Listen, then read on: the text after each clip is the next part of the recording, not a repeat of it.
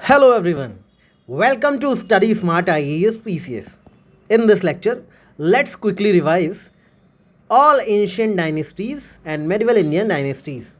जितनी भी डायनेस्टीज़ हैं, जितने भी राजा महाराजा हैं, उन सब की एटलीस्ट सीक्वेंस तो आपको पता होनी ही चाहिए. उन सीक्वेंस को इस लेक्चर में ना सिर्फ हम पता करेंगे बल्कि याद भी करेंगे.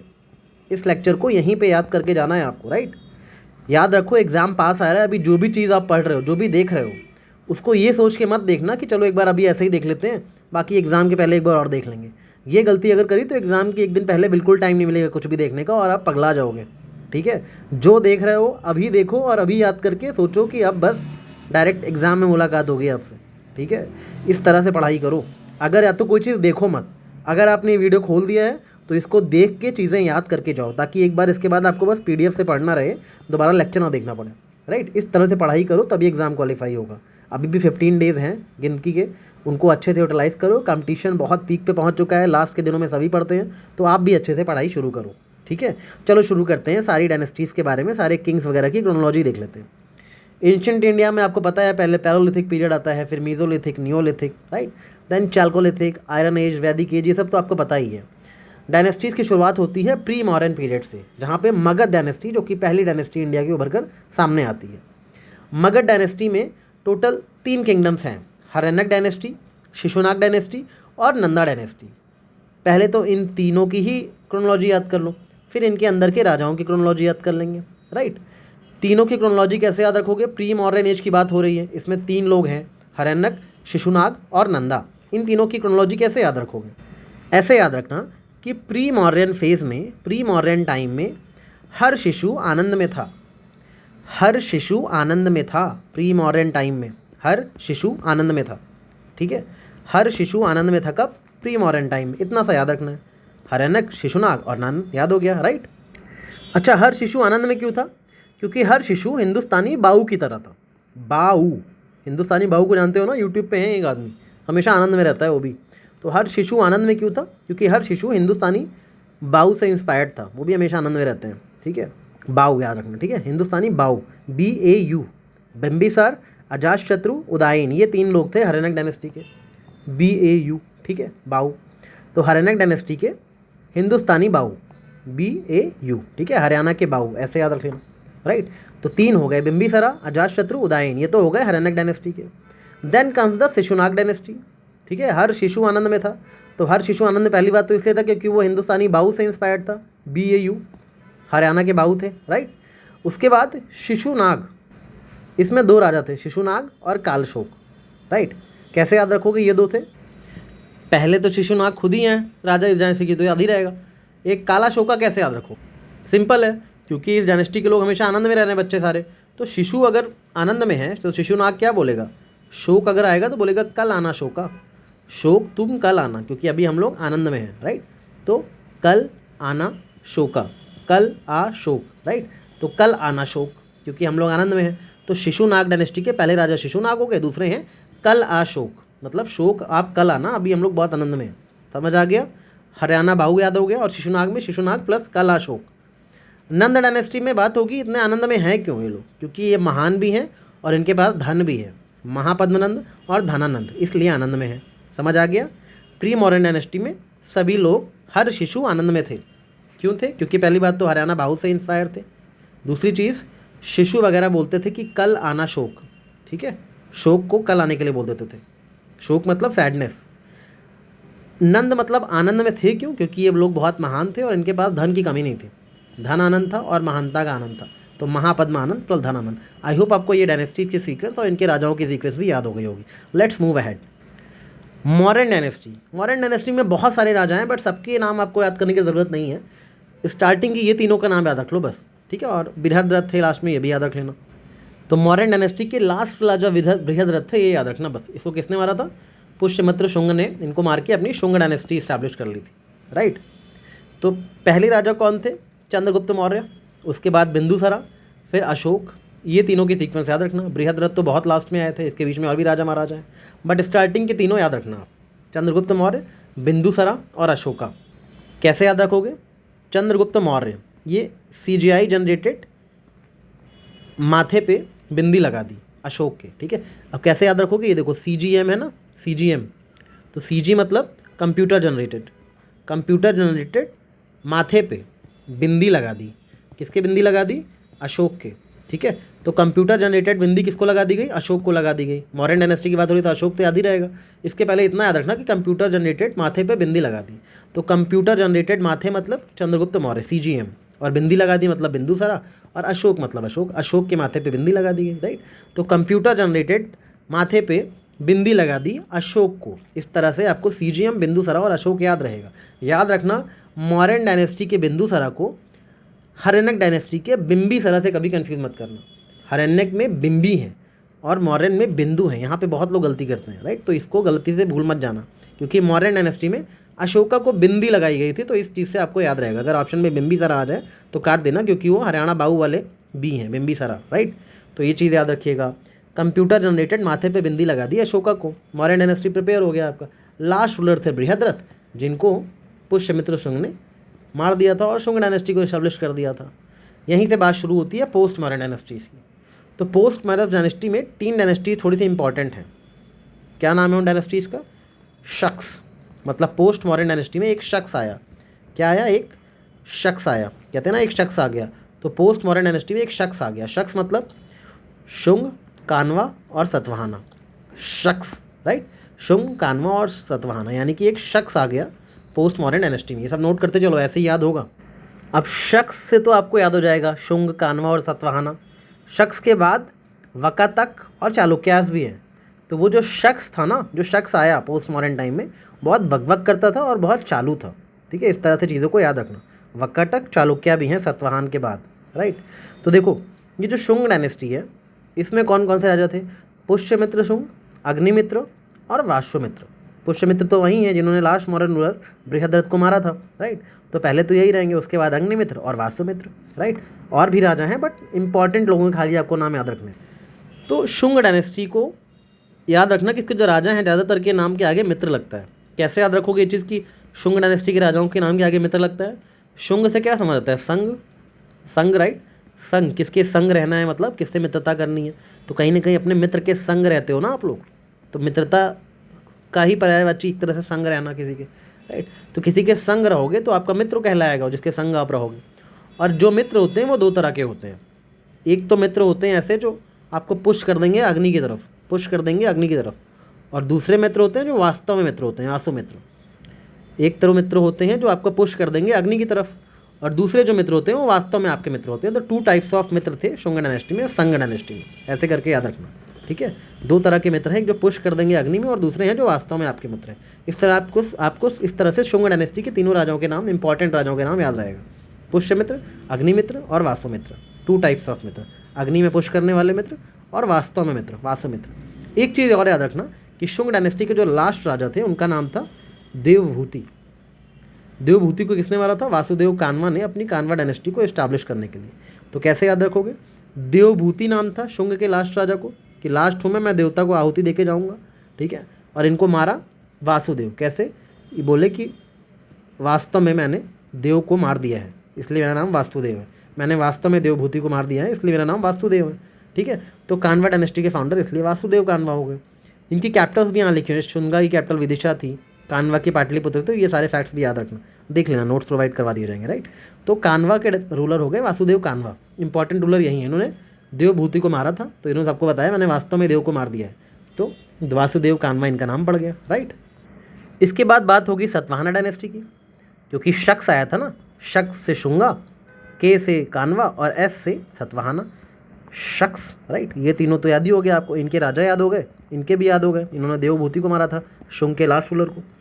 सतवाहन की बात करें तो इसके पहले राजा थे सिमुका, फिर आए कान्हा, फिर सतकर्णी 1, सतकर्णी 2, देन हाला, देन गौतमीपुर सतकर्णी। इसके बाद और भी थे, बट आपको इतने ही याद रखने। किसी एग्जाम में तो सतवाहन डायनेस्टी के राजा को क्रोनोलॉजी मैनेज करने को पूछ लिया गया था, क्योंकि थोड़े ज़्यादा राजा हैं, इसलिए एक बार इनकी क्रोनोलॉजी याद करने की कोशिश कर सकते हैं। गारंटी नहीं दे रहा कि आपको याद हो जाएगा, बट एटलीस्ट इतना तो मैं करवा ही दूंगा कि एग्जाम में आप ऑप्शन देखो तो गलत नहीं हो आप। तो कैसे याद रखोगे, सतवाहन। ऐसा नहीं लग रहा कोई किसी को सताने की कोशिश कर रहा है, तो कोई किसी को कैसे सताएगा, कैसे सताएगा बताओ, मुक्का मार के सताएगा, किसी को मुक्का मार दिया, ठीक है, मजाक में मुक्का मार दिया, तो वो सताना हो गया, राइट। तो पहला तो सताने का तरीका हो गया मुक्का मारना। सेकेंड रूलर वॉज कान्हा या कृष्णा, तो इसको याद रखना एज अ कंधा। पहला तरीका सताने का हो गया किसी को चलते चलते मुक्का मार देना दोस्त को, दूसरा है अपने कंधे से कंधा मार देना, ठीक है। तो मुक्का मारना, कंधा मारना, ये सब सताने के तरीके हैं। तो पहला रूलर है मुक्का, दूसरा है कंधा, ठीक है, ऐसे याद रखना। पहले मुक्का मार रहे हैं, फिर कंधा मार रहे हैं। इस तरह से कई तरीके से सता रहे हैं, कभी सता रहे हैं एक तरीके से, कभी सता रहे हैं दूसरे तरीके से। तो ऐसे जब बहुत ज़्यादा सताओगे ना तो हो हल्ला हो जाएगा लास्ट में, राइट। तो आपको पाँचों याद हो गए। पहले मुक्के से मार के सता रहे हैं, फिर कंधा मार के सता रहे हैं, फिर नए नए तरीके, कभी कभी एक तरीके से सता रहे हैं, कभी दूसरे तरीके से सता रहे हैं, ठीक है। यानी कि सतकर्णी 1, सतकर्णी 2। जब इस तरह से एक तरीके से सताओगे, दूसरे तरीके से सताओगे, तो फाइनली हो हल्ला तो मचेगा ही, यानी कि हाला भी एक राजा थे। उसके बाद लोग क्या करेंगे, आपकी शिकायत करनी। आपके गौतमी पुत्र, अगर आप जिससे पुत्र हो उससे आपकी शिकायत की जाएगी, ठीक है। आप जिसके भी पुत्र हो, अगर ऐसे लोगों को सताओगे तो लोग पता करेंगे इसके किसका पुत्र है, पता करो, शिकायत करनी है। तो लास्ट में पुत्र सतकर्णी, यानी जिसका भी पुत्र है उससे शिकायत करनी है, इस लड़के की बहुत मारता है, बहुत शिकायत, बहुत सताता है, ठीक है। तो इस तरह से आपको ये सारी डायनेस्टीज़ के रूलर्स के नाम याद होने चाहिए सतवाहना के। कैसे याद रखोगे, सतवाहना से सताना याद आना चाहिए, ठीक है। मुक्का मार के सता रहे हो, कभी कंधा मार के सता रहे हो, कभी एक तरीके से सता रहे हो, कभी दूसरे तरीके से सता रहे हो।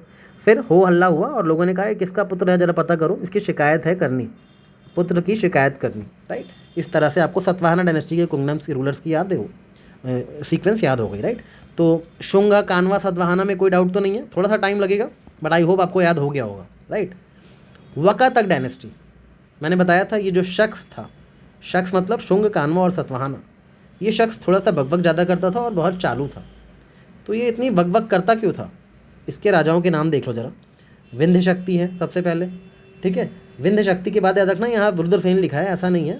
विंध्य शक्ति के बाद प्रवरसेन 1 है, ठीक है। उसके बाद है रुद्रसेन 1, राइट, ये करेक्ट कर लेना। उसके बाद है यहाँ पे पृथ्वीसेन, राइट, नोट कर लो साथ साथ। उसके बाद है रुद्रसेन 2, राइट। उसके बाद फिर से है प्रवरसेन 2, राइट। तो इस तरह से इसके राजाओं के नाम रखने। अगर ये होता कि 2 और 2 तो भी ये सीक्वेंस सही होती, राइट। यहाँ पे अगर आप 2 कर लो तब ये सीक्वेंस सही है। एक्चुअल में विंध्य शक्ति 1 के बाद आपके कौन आए थे, प्रवरसेन 1, देन आपके आए थे रुद्रसेन 1, उसके बाद आए थे आपके पृथ्वीसेन, देन रुद्रसेन 2 और देन प्रवरसेन 2। ऐसे और बहुत सारे राजा थे बट इतने ही नाम याद रख लो, काफ़ी है आपके लिए। वकाटक डायनेस्टी, ठीक है। तो वकाटक डायनेस्टी के राजाओं के नाम याद कैसे रखोगे, देखो ये इतनी बकबक करता क्यों था इंसान, इसलिए क्योंकि ये अपने आप को बहुत विद्वान मानता था। विंध्य से विद्वान याद रख लेना, ठीक है। और दूसरी चीज़, ये अपने आप को बहुत अच्छा प्रवक्ता मानता था। प्रवक्ता यानी कि प्रवरसेन 1 उसके बाद आएंगे, राइट। दूसरी चीज़, ये थोड़ा सा रूड भी था, यानी कि रुद्रसेन 1 उसके बाद आएंगे, ठीक है। नंबर 1 बात कि बहुत अच्छा प्रवक्ता था, उसके बाद थोड़ा सा रूड भी था, राइट। और पृथ्वी पर आजकल ऐसे लोगों की ज़्यादा वैल्यू हो रही है जो थोड़े से रूड भी हों, ठीक है, और जो अच्छे प्रवक्ता भी हों, राइट। तो इस तरह से आपको इनकी सीक्वेंस याद हो जाएगी। ये वकाटक वाला इतना बकबक क्यों करता था, क्योंकि अपने आप को बहुत ही विद्वान मानता था, राइट। और ये प्रवक्ता अच्छा मानता था और थोड़ा रूड भी था। और पृथ्वी पर ऐसे लोगों की वैल्यू है जो खुद को रूड मानते हो और थोड़ा सा प्रवक्ता भी अच्छे हों। तो यहाँ पे रुद्र सेकंड और प्रवक्ता सेकंड कर लेना, राइट। ये सेकंड हो गया और ये भी सेकंड हो गया। तो ये क्रोनोलॉजी है किसकी, वकाटक डायनेस्टी के किंगडम की, यानी कि विंध्य शक्ति, प्रवक्ता 1, प्रवरसेन 1 यानी रूड 1 यानी रुद्रसेन 1, फिर पृथ्वीसेन, फिर रुद्रसेन 2 और प्रवरसेन 2। ये क्रोनोलॉजी है वकाटक डायनेस्टी के रूलर की। चालुक्याज में मैंने बताया चालू लोग थे बहुत ज़्यादा। कैसे, क्यों चालू थे, क्यों, पुलकेशिन 1, पुलकेशिन 2 और कीर्तिवर्मन लोगों को पुल कर करके खुद कीर्ति कमाते थे। लोगों की लेग पुलिंग करते थे, लोगों को पीछे खींचते थे और खुद कीर्ति कमा लेते थे, ठीक है। पुल कर रहे हैं किसी एक को, फिर दूसरे को पुल कर रहे हैं नीचे की तरफ और खुद कीर्ति कमा ले रहे हैं। तो चालुक्य डायनेस्टी के राजाओं का यही काम था, पुलकेशिन 1, पुलकेशिन 2 और फिर कीर्ति कमा ली, कीर्तिवर्मन 2, ठीक है। इस तरह से आपको चालुक्यास के राजाओं के नाम भी याद हो गए। तो इस तरह से पढ़ाई करनी है ताकि एक बार पढ़ लो तो चीज़ें याद हो जाएं, इसके बाद एक बार फिर से आपको पीडीएफ देख लेनी है तो सारी चीज़ें याद हो जाएंगी, राइट। अब बात करते हैं इंडो ग्रीक इन्वेजन्स की। देखो पोस्ट मॉडर्न 2 चीज़ें हुई, एक तो कुछ डायनेस्टीज हमारे इंडिया के अंदर ही पनप रही थी, शुंग, कान्वा, सतवाहना, वाकाटक, चालुक्य, ये सब। और दूसरी चीज़ कुछ बाहरी इन्वेजन्स भी हो रहे थे नॉर्थ वेस्ट में। तो ऐसा इन्वेजन था, इंडो ग्रीक इन्वेजन था, फिर शाकाज, फिर पार्थियंस और फिर कुशानास। तो इंडो ग्रीक वाले में कौन कौन थे, डेमेट्रियस 1 थे और मेनेंडर 1, ये तो 2 नाम आपको याद ही रहेंगे। शाकाज में जो फेमस नाम है वो है रुद्रदमन का। बहुत राजा थे बट रुद्रदमन सबसे फेमस है। तो रुद्रदमन क्यों फेमस है, क्योंकि जूनागढ़ रॉक इंस्क्रिप्शन इनके नाम का है, तो बहुत फेमस है वो। पार्थियंस में एक नाम याद रखना गोंडोफेरेंस का, और कुशानाज में कनिष्क से ज़्यादा इंपॉर्टेंट कुछ नहीं है, ठीक है। कनिष्क वही जिन्होंने शाका एरा स्टार्ट किया था, मथुरा आर्ट इनके टाइम में बहुत फ्लरिश करी थी, राइट। कनिष्क के टाइम पे बुद्धिस्ट काउंसिल भी हुआ था। तो ये सारी चीज़ें आपको कनिष्क के बारे में पता होनी चाहिए, राइट। तो इसकी सीक्वेंस यही है, IASPK बहुत फेमस है, राइट, इंडो ग्रीक इन्वेजन के लिए। IASPK चारों याद रखना, चारों के इंपॉर्टेंट राजाओं के नाम रख लेना, बस, ज़्यादा कुछ नहीं है इसमें। फिर बात आएगी गुप्ता डायनेस्टी की। गुप्ता डायनेस्टी के रूलर्स की क्रोनोलॉजी भी याद होनी चाहिए, जैसे श्रीगुप्त से पहले थे, फिर घटोत्कच थे, फिर चंद्रगुप्त 1 आए, फिर समुद्रगुप्त आए, राइट, फिर चंद्रगुप्त 2 आए, देन कुमारगुप्त 1 आए, देन स्कंदगुप्त और देन विष्णुगुप्त, राइट। तो कैसे याद रखोगे इतने फैक्ट्स? देखो सिंपल है याद रखना। गुप्त डायनेस्टी मतलब कोई चीज़ कहीं गुप्त हो गई है, कोई चीज़ कहीं खो गई, मिल नहीं रहा, तो कौन गुप्त हुआ? किसी की श्री गुप्त हो गई। श्री मतलब समझ लो लक्ष्मी माँ को बोलते हैं ना श्री, या किसी का धन कहीं गुप्त हो गया, तो श्री मतलब लक्ष्मी किसी की गुप्त हो गई कहीं। सपोज आपके घर से लक्ष्मी चोरी हो गई, गुप्त हो गई कहीं, तो क्या होगा? किसी की श्री गुप्त हो गई, यानी किसी की लक्ष्मी जी गुप्त हो गई, किसी का पैसा गुप्त हो गया है, तो वो क्या कहेगा? घाटे में चला जाएगा ना। घटोत्कच सेकंड पे है, सबसे पहले श्री गुप्त हो गई, फिर पता लगा भाई हम तो घाटे में चले गए। अब खोजबीन शुरू की जाएगी, भाई श्री गुप्त हुई कहाँ हुई, मतलब चीज़ मेरी कहाँ खोई है, कहाँ गुप्त हुई है, ढूंढोगे ना।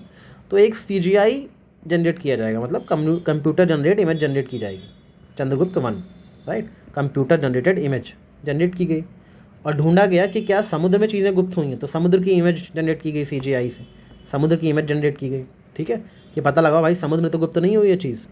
तो जब कंप्यूटर जनरेटेड इमेज जनरेट की गई समुद्र की, कि समुद्र में ही चीज़ें गुप्त हुई हैं, कहीं किसी ने जाके समुद्र में फेंक दी है मेरी चीज़, फेंक दी है, राइट, तो समुद्र में फेंकी गई ये चीज़, तो इसलिए समुद्र का भाई दूसरा फिर से कंप्यूटर जनरेटेड इमेज 2 निकालनी पड़ेगी, तो CJ2 हुआ, मतलब कंप्यूटर जनरेटेड दूसरी इमेज निकाली गई, और डीप में उसमें समुद्र में झांका गया, तो पता चला कि विक्रम ने समुद्र में श्री को फेंका है, राइट, मतलब लक्ष्मी पैसे को विक्रम नहीं फेंका है, तो इसलिए चंद्रगुप्त 2, जब कंप्यूटर जनरेट 2 इमेज निकाली गई तो पता चला कि विक्रम नहीं फेंका, यानी चंद्रगुप्त 2 का नाम ही विक्रमादित्य भी था, ठीक है, ये भी याद रखना। तो जब दूसरी इमेज निकाली गई कंप्यूटर जनरेटेड, तो पता चला कि विक्रम ने पैसों को समुद्र में फेंका है, यानी श्री को समुद्र में किसने फेंका है? विक्रम ने। अब विक्रम की शुरू हुई धुनाई, तो विक्रम पूछता है भाई कुमारगुप्त मतलब क्यों मारा मुझे, क्यों मारा मुझे, ठीक है, विक्रम को मारा ना लोगों ने। कंप्यूटर जनरेटेड जब दूसरी इमेज निकाली गई तो पता चला विक्रम ने ही फेंका है समुद्र में पैसे को, तो लोगों ने कहा क्यों, विक्रम ने कहा भाई क्यों मारा मुझे, मैंने क्या किया? तो लोगों ने बोला तूने स्कंदगुप्त, मतलब तूने इसके अंदर गुप्त कर दिया सारा लक्ष्मी को, श्री को। स्कंदगुप्त मतलब समुद्र के अंदर, इसके अंदर फेंक दिया तूने सब कुछ, राइट। तो फिर कहता है हमारा विक्रमादित्य, अरे भाई मैंने तो श्री को विष्णु से मिलाया है, विष्णु जी भी समुद्र में रहते हैं, राइट, तो मैंने श्री को विष्णु से मिलाया, मैंने गलत क्या किया, मुझे क्यों मार रहे हो, ठीक है, मैंने तो श्री को विष्णु से मिलाया, क्योंकि मुझे पता है विष्णु जी समुद्र के अंदर रहते हैं, नाक पे लेटे रहते हैं, तो मैंने श्री को विष्णु से मिलाया, इसलिए मैंने फेंक दिया, आप लोग मुझे मार क्यों रहे हो, राइट। तो ये क्रोनोलॉजी आपको याद होनी चाहिए, तो सारे गुप्ता के रूल्स आपको याद रहेंगे। हल्की सी स्टोरी है, एक बार और देख लेना, समझ आ जाएगी कैसे। श्री कहीं पे गुप्त हो गई किसी की, मतलब लक्ष्मी कहीं गुप्त हो गई, तो वो घाटे में चला गया, उसने कंप्यूटर जनरेटेड फर्स्ट इमेज निकाली, यानी चंद्रगुप्त 1, तो पता चला समुद्र में ही गुप्त हुई है वो लक्ष्मी।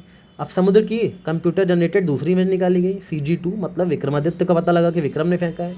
अब विक्रम को लोगों ने मार पिटाई शुरू कर दी, विक्रम ने कहा भाई मुझे क्यों मारा, तो लोगों ने कहा तूने इसके अंदर गुप्त क्यों किया हमारी मानी स्कंदगुप्त, तो विक्रम ने कहा भाई मैं तो श्री को विष्णु से मिलाने की कोशिश कर रहा था, इसलिए मैंने गुप्त किया था, आप लोग मुझे मार रहे हो। ये कहानी याद रखोगे तो गुप्ता डायनेस्टी के रूलर्स इस तरह से आपको याद हो जाएंगे, राइट। अभी आगे बढ़ते हैं। हर्षवर्धन डायनेस्टी थी, ये तो पुष्यभूति थी, पुष्यभूति डायनेस्टी थी, फेमस राजा हर्षवर्धन थे, बस इतना याद रखना, इनकी कैपिटल कन्नौज थी, ठीक है। पुष्यभूति डायनेस्टी के फाउंडर थे हर्षवर्धन, इतना ही याद रखना, इससे ज़्यादा याद नहीं रखना, ठीक है। और ये लास्ट रूलर थे किसके? पुष्यभूति डायनेस्टी के। इतनी सी चीज़ें आपको याद रखनी है इसके बारे में, बस। पुष्यभूति डायनेस्टी के मेन राजा कौन थे? हर्षवर्धन, इतना ही याद रखना है। संगम एज, संगम एज में 3 राजा थे, चोला, चेरा, पांड्या, 3 डायनेस्टीज थी, ठीक है, 3 डायनेस्टीज थी संगम एज में, चोला, चेरा और पांड्या, ठीक है। यहाँ पे जो चेरा और पांड्या का डिटेल है वो इंटरचेंज हो गया, तो याद रखना चेरा वाला ये है सारा और पांड्या वाला सारा ये है, राइट, इस पर थोड़ा ध्यान देना। चोला का जो सिंबल है वो टाइगर था, चेरा का जो सिंबल है वो बो एंड एरो था, और पांड्या का जो सिंबल था वो 2 मछलियाँ थी। इसको कैसे याद रखोगे? इसको ऐसे याद रखना, इंडिया का मैप है, ये साउथ इंडिया है, ठीक है, साउथ इंडिया में इस तरफ, ठीक है, यानी कि ईस्टर्न साइड पे 2 मछलियाँ बनी हुई हैं, 2 मछलियाँ इस तरफ आ रही हैं, और इधर से धनुष बाण मारा जा रहा है, मतलब ये चेरा है, चेरा का सिंबल धनुष बाण है। इससे आपको लोकेशन पता चल रहा है, ये साउथ इंडिया में इस तरफ जो है हमारे क्या है?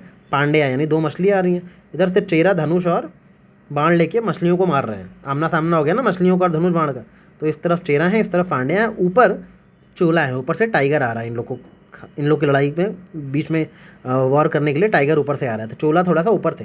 तो साउथ इंडिया में इन तीनों के लोकेशन आपको पता लग गई कि चोला थोड़ा ऊपर थे, चेराज वेस्ट में थे और पांड्याज ईस्ट में थे। इनके सिंबल से ही इनकी लोकेशन भी आपको याद हो गई। ये साउथ इंडिया का मैप है, ये याद रखना बस, ठीक है। चोलास की कैपिटल थी उरायूर, पुहार, ठीक है। चेरा की कैपिटल थी वांजी और पांड्या की कैपिटल थी मदुरई। पांड्या की कैपिटल मदुरई तो फेमस है, चेरा की वांजी है, चोला की पुहार है। चोला में जो फेमस राजा थे वो थे करिकल। करिकल बहुत फेमस राजा हैं चोला के, चोला करिकल नाम एक जैसा याद हो जाएगा, ठीक है। चेरा के जो फेमस राजा हैं वो हैं सेंगुटुवन। चेरा के फेमस राजा हैं सेंगुटुवन, याद रखना। और पांड्या के जो फेमस राजा हैं वो निंदुचेलियान। निंदुचेलियान, निंदुचेजियान, बहुत जगह अलग अलग लिखा रहता है, ठीक है। तो निंदुचेलियान पांड्या के हैं, दोनों में एन एन आ रहा है बीच में, राइट। और चेरा में है सेंगुटवन, चोला में है करिकल, फेमस राजा। ये तीनों फेमस किंग्स का नाम लिखा हुआ है, वैसे तो बहुत सारे किंग्स थे बट फेमस किंग्स के नाम यही हैं। चोला के करिकल, चेरा के सेंगुटवन और पांड्या के निंदुचेलियान, राइट। पोर्ट्स किसके टाइम फेमस है? चोला के टाइम पे कावेरीपट्टनम और पुहार बहुत फेमस पोर्ट थे। चेरास के टाइम पे तोंडी और मुजिरी बहुत फेमस पोर्ट थे। और पांड्या के टाइम पे मुजरिस और कोरकई बहुत फेमस पोर्ट थे। तो चोरा, चेला, पांड्या के बारे में इससे ज़्यादा जानकारी रखने की ज़रूरत आपको नहीं है, ठीक है। तीनों के सिंबल्स याद रखना, तीनों की कैपिटल याद रखना और तीनों के इंपॉर्टेंट किंग्स प्लस पोर्ट्स, इतनी जानकारी याद रखोगे तो कोई ना कोई एक आध क्वेश्चन सही हो जाएगा एग्जाम में। हल्की सी बात कन्नौज में हो रही ट्राइपर्टाइट स्ट्रगल की कर लेते हैं। बेसिकली स्ट्रगल की बात तो हम नहीं करेंगे, जो 3 डायनेस्टीज़ थी जिनके बीच में स्ट्रगल चल रहा था उनके बारे में देख लो। ये 3 डायनेस्टी थी, राष्ट्रकूताज, पालाज और प्रतिहाराज। राष्ट्रकूताज थोड़ा सा इस रीजन में थे, दक्कन में। पालाज हमारे थोड़ा सा बिहार और बंगाल रीजन में थे। प्रतिहाराज थोड़ा सा वेस्ट साइड में नॉर्दर्न इंडिया में थे, ठीक है। तो याद रखना इसमें राष्ट्रकूताज जो थे वो मोस्ट पावरफुल साबित हुए, राइट।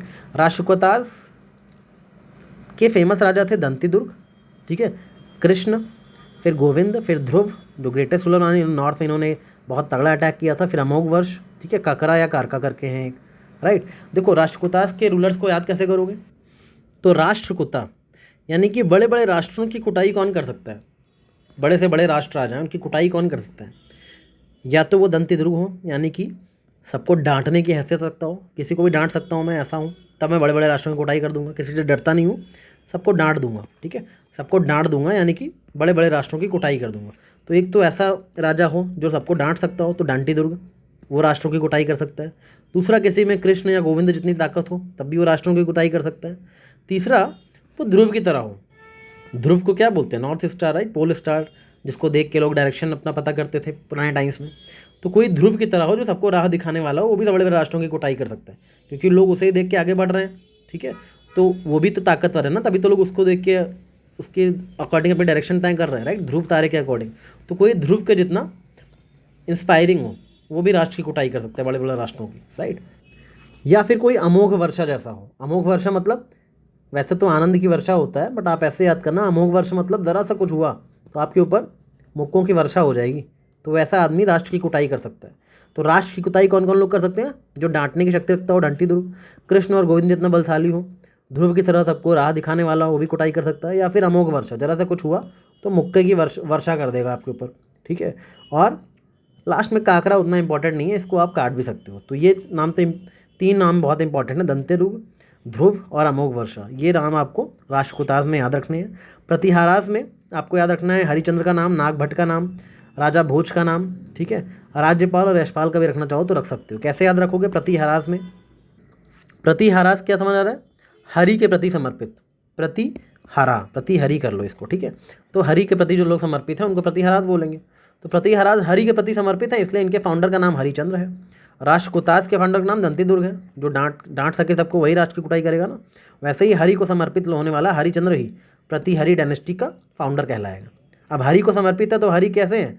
हरि नाग पे बैठे रहते हैं। विष्णु जी की इमेज आपने देखी होगी, नाग पे बैठे होते हैं।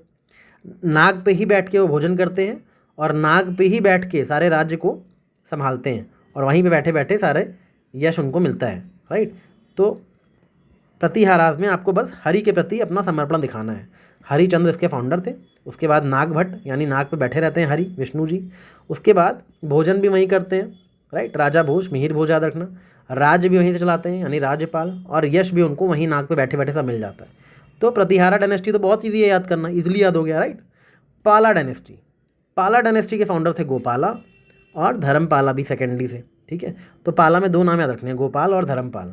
गोपाल जो थे ये पाला डायनेस्टी के लोग, याद रखना, महायान बुद्धिज्म के फॉलोअर्स होते थे, राइट। जो गोपाल थे उन्होंने ओदांतापुरा यूनिवर्सिटी बनाई थी। धर्मपाला ने विक्रमशिला यूनिवर्सिटी को फाउंड किया था। और नालंदा यूनिवर्सिटी किसने फाउंड किया था, बताया था ना, क्यों मारा, गुप्ता के टाइम पे था, क्यों मारा, कुमार गुप्त वन ने नालंदा यूनिवर्सिटी को फाउंड किया था।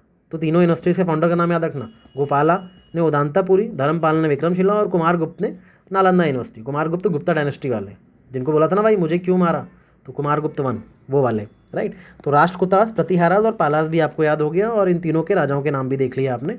पालास के बाद सेना डायनेस्टी भी आई थी बंगाल में, इनके नाम याद करना उतना इंपॉर्टेंट नहीं है। तो ट्राइपर्टाइट स्ट्रगल के बारे में इतनी चीज़ें आपको पता होनी चाहिए। अभी हम चलते हैं मेडिवल इंडिया में। अच्छा, ये पीडीएफ मैं आपको प्रोवाइड करूँगा, इसमें बहुत सारे और भी राजाओं के नाम इंक्लूडेड हैं, वो याद करने की जरूरत बिल्कुल नहीं, जितने मैंने करवाए हैं उतने कर लेना, वही याद एग्जाम तक याद रह जाए तो बहुत बड़ी बात है, राइट।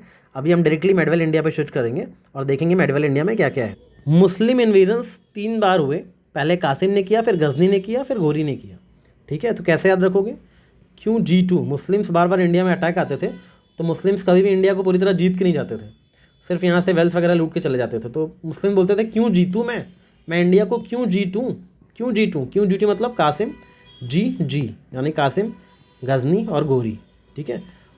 G2, ठीक है, कासिम, गजनी और घोरी। तो क्यों G2 मतलब ये जो घोरी था इसने 2 बार इंडियंस से लड़ाई की थी, बैटल ऑफ तराइन फर्स्ट में, बैटल ऑफ तराइन सेकंड में। फर्स्ट में ये जो है हार गया था, सेकंड में इसने पृथ्वीराज चौहान को हरा दिया था, वही वाला घोरी है ये। तो इसके 2 बैटल्स इंपॉर्टेंट है। उसके अलावा 2 बैटल्स और थी, जैसे बैटल ऑफ चंदावर जिसमें इसने जयचंद को हराया था, और उसके बाद एक और बैटल थी, बैटल ऑफ कायदरा। बहुत कम लोगों को पता है, मोहम्मद घोरी बैटल ऑफ कायदरा लड़ने गए थे। कहाँ से, गुजरात के सोलंकी राजा थे मूल राज वन से ही कायदरा में बैटल करने गए थे मोहम्मद घोरी, और इतनी तगड़ी इनकी धुनाई हुई थी वहाँ पे, बुरी तरह हारे थे। उसके बाद गुजरात और वेस्ट में एक्सपेंड करने का सपना इन्होंने हमेशा के लिए छोड़ दिया था, ठीक है।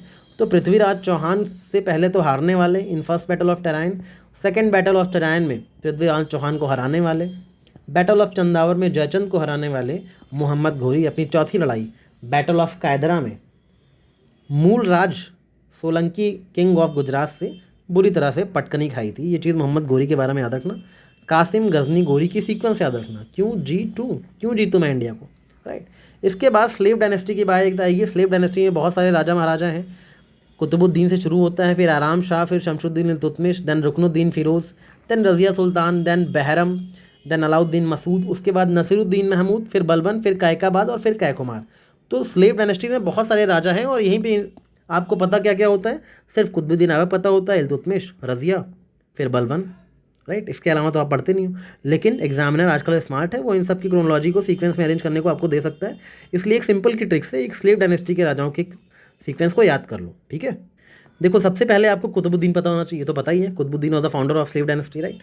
तो कुतुबुद्दीन, अच्छा ऐसे क्वेश्चन है कि इंडिया में किसने न्यू रखी दिल्ली सल्तनत की, तो वो मोहम्मद घोरी थे। मोहम्मद घोरी ने ही दिल्ली सल्तनत की न्यू रख के गए थे, कुतुबुद्दीन को गवर्नर अपॉइंट किया था, राइट। तो Qutubuddin Aibak was the first sultan, right. Qutubuddin Aibak के बाद कौन था, आराम शाह, उसके बाद आए इल्तुतमिश। कैसे याद रखोगे, आपको याद है कुतुबुद्दीन ऐबक ने कुतुब मीनार की स्टार्टिंग कर दी थी, कुतुब मीनार बनवाने की, राइट। फिर उनकी डेथ के बाद इल्तुतमिश ने कुछ दिन आराम किया, उसके बाद इल्तुतमिश ने कुतुब मीनार का कंस्ट्रक्शन दोबारा शुरू करवाया, कंप्लीट करवाया, राइट।